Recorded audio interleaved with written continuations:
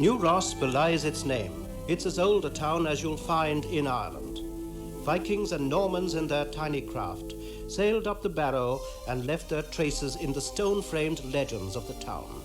This is the Tholsel, Norse title for the town hall, and this the commemorative plaque that pins its foundation to the anniversary of the glorious Battle of the Boyne. The plaque remains, but this very Tholsel, a handful of years later, was to hear the thunder and see the pikes of '98. When law and order were restored, and the Croppy boys paid the penalty of dreaming too soon of the dawn of liberty, the town remained, still perched on the river that gave it continuing life. These are the buildings that, in most cases, were familiar to those who lived there in the middle of the 19th century. The Deverickses, the Murphys, the Kennedys. Grain stores and mills pointed to the import of corn, and house after house point to New Ross as the center of a moving population of great dimensions. For remember, at that time, 8 million people then lived and worked in Ireland. And so it was that New Ross grew up, built on memories of patriotism, of trade and commerce, and now it acquires a new significance. Through these streets walked a man named Patrick Kennedy, one emigrant among the million. When liberty seemed lost and famine brought the nation near to death, he turned his mind and his heart to a new world where liberty was young and the future was to be brighter than anybody ever expected, least of all the man whose great-grandson was to be the President of the United States. On a hill o'er the town, they sing, we have planted a gun that will batter the gateways of Ross. This 3-bullet gate was battered, and New Ross in modern times remembers the attack and the sacrifice with pride. Now we look to the present and to the future.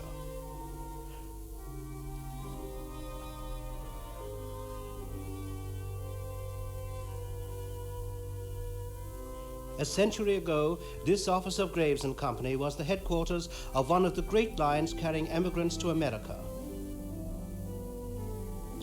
Well, Mr McBride, these are certainly very interesting metal boxes here. What are they exactly? They are boxes belonging to the old ships, deed boxes with all the contained the old ship's papers. Yes, I see you have the Aberfoyle, the Lady Bagot, and the Dunbrody. That's right. Well, now the Dunbrody box is open, so let us have a look at some of the papers in it. Take them out. This is very interesting. Mr. White, this paper, this is a very old paper, isn't it? Yes, the Leinster Express, February the 12th, 1848. Here's, I see, a notice, an advertisement, special notice to emigrants for New York. That's very interesting. In 1848. You tell me that you have a letter written about that time to compliment one of your captains. We, the undersigned, being passengers and heads of families on board the bark Lady Bagot of New Ross, desire to return our sincere thanks to Captain Williams for his kind and humane conduct to us on our passage to Quebec, he having paid the greatest attention to us and used every effort that lay in his power to make us comfortable. Signed by about 12.5 people from various parts of the area. Oh, there's a John Kennedy, you see, from Kilkenny. Can you read that name? Lower Grange, Kilkenny. Kilkenny. I wonder was he related to the Patrick Kennedy. And here is the bill of sale of the ship, dated December 1843. That's just 8 years before Patrick Kennedy left New Ross for Boston. And Mr. McBride, what exactly is this bill of sale? What does it mean? It means that the bill of sale to Graves and Company. That your company bought it at that time. This is an abstract of the Queen's regulations for preserving order and securing cleanliness and ventilation on board of British ships carrying passengers to North America. Those are the regulations which were supposed to have been adhered to. They're very amusing, aren't they, some of them? Look at that one, number 1. Every passenger to rise at 7 a.m. unless otherwise permitted by the surgeon, or if no surgeon, by the master. They were certainly being disciplined, weren't they? Yes, indeed. The passengers, when dressed, to roll up their beds, to sweep the decks, including the space under the bottom of the berths, and to throw the dirt overboard. Well, that's a good and proper thing to do with it, isn't it? The duties of the sweepers to clean the ladders, hospitals and roundhouses, to sweep the decks after every meal, and to dry holystone and scrape them after breakfast. The passengers actually had to work for their crossing. Yes. No wonder it didn't cost them very much to do it. On Sunday, the passengers to be mustered at 10 a.m. when they will be expected to appear in clean and decent apparel, the date to be observed as religiously as circumstances will permit. Yes, all gambling, fighting, riotous or quarrelsome behaviour, swearing and violent language to be at once put a stop to, swords and other offensive weapons as soon as the passengers embark to be placed in the custody of the master. From what I hear, swords would have been a very useful thing to have. And here's a little bill, the New Ross Gas Light and Coke Works. 2 barrels of what? Tar. Oh, I see, yes. Well, what was that for? For caulking the decks. Caulking the decks, yes. And then here's a bill called the Portage Bill. I don't know what that means. Portage Bill? The ship Dunbrody. The wages bill. Oh, I see. Well, take Mr. Michael Keane. What were his wages? 4 guineas per week, for which he received a total of £15.7 and 10pence. He was the chief mate on the ship. 4 guineas a month? Yes. A month, yes. That for his 3 months' voyage he collected a little over £15, and he was the chief mate, as you say. Yes. It's not very much, but of course it meant much more in those days. This is a treasure, Mr. McBride. Bought of James Commons, grocer, direct wine importer, and spirit merchant. Dyestuffs of every description of the best quality. Can you see this? The writing is a bit faded now. It is very faded indeed. So old.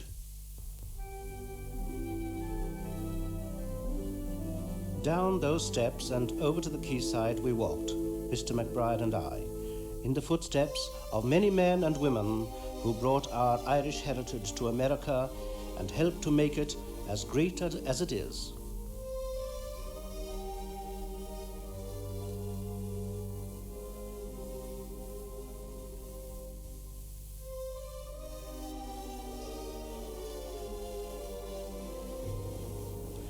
Well, how many ships did you have in those days? In those days, we believe that there was 5 ships available anyhow for travelling in. Yes. There was the Lady Bagot, the Dunbrody, the India, and just can't remember the other names at the moment. What kind of ships were they? They were all barks, Yes. what are called barks. They carried a crew of about 12 and passengers about over 100. Yes. Those barks were 3-masted ships with square sails and That's right. about 400 tons or so. True. Yes. That's And where did they right. sail to? Well, when they left here, the first port would be probably Quebec. Yes. Then there was Savannah and New York and Boston. Well, Boston, that's very important. Well, now, supposing Patrick Kennedy in those days, 1850 or 1851, wanted to go to Boston, how would he go about getting his ticket? Well, on the quay here, there were various shipping offices, but there was one here in Graves' office over there on the... Yes. You up those steps there and towards the house. He might very well have got his ticket there. Oh, there's no doubt about that. Yes. So coming down those steps there, we could have seen Patrick Kennedy about 100 and so many years ago on his True. way to America. History That's walking right. down those steps. Oh, yes, just up there. That's where it began. True. Let us look back to New Ross as it was at that time. A thriving port, tall buildings on a broad quayside. Boats, their sails furled, discharge their cargoes and wait around for the flower of the race to stride the gangplanks and seek the shelter 'tween decks. So was it at New Ross, and so too in many other ports around our coast. At Waterford the ships lay in wait, their masts and yardarms a forest on water, bending to wind and tide. This sight was familiar to Patrick Kennedy, as was the ancient and glorious Dunbrody Abbey, and the town of New Ross, where he and his wife shopped. And below, the fort of Duncannon, that lay guarding the river downstream, contrast the bustling activity of a military fort and the silent ruin of an abbey of peace. And finally, his last view of Ireland, the lighthouse at Hook Head and the stony shingle at its feet.